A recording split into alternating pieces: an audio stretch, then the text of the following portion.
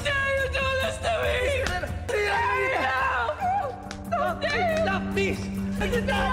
Hinintay ni Bingo si Caroline hanggang lumabas ito sa bahay nila na agad pinaliwanag ng dalaga na gusto niyang makausap ang aya niya pero gustuhin man niya ay hindi pwede dahil madami silang inaasikaso.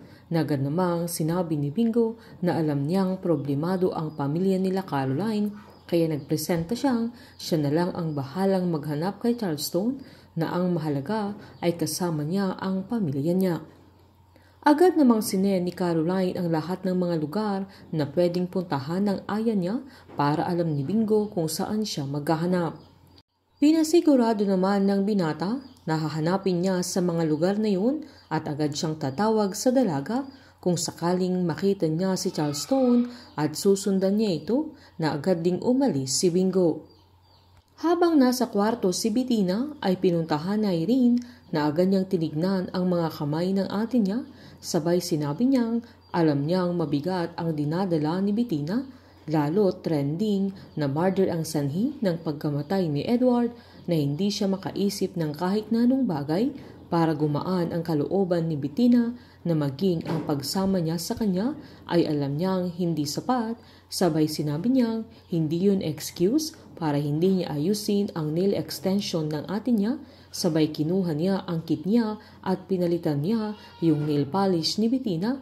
Sabay giniit niyang tatanggalin nila lahat ng pwede nilang gagamiting ebidensya para matrace si Bettina dahil mahaba ang mga kuko niya at nakitaan ng mga bakas ng kuko sa lieg at mga braso ni Edward na tahimik lang si Bettina habang pinagmamasdan niya ang kapatid niya na agad ding sinabi na Irene na kakampi siya ng ate niya na yun ang lagi niyang tatandaan.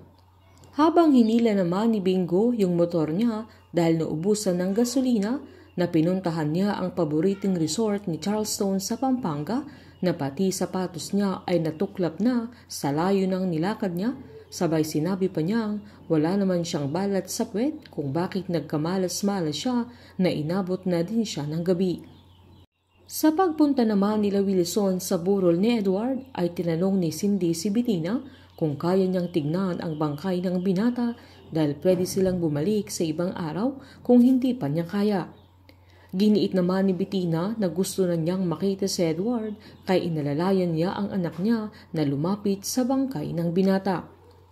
Agad namang chinek ni Caroline kung may reply na ang aya niya pero hindi pa siya sumasagot na habang pinagmamasdan ng dalaga ang larawan ni Edward ay naalala niya ang sinabi ni Charleston na kung malalaman niya kung sinong nag-set up sa kanya at kung sinong mastermind sa hacking incident ay pagsisisihan niya na buhay pa siya na yung araw na yon ay pupuntahan mismo ni Charleston si Edward.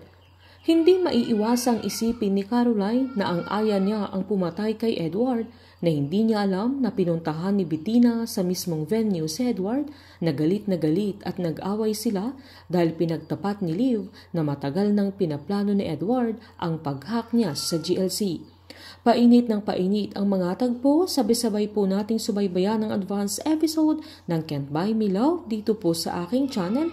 Patuloy lamang pong manood at mag-subscribe para ma-update po kayo sa mga susunod na episode. Marami pong salamat.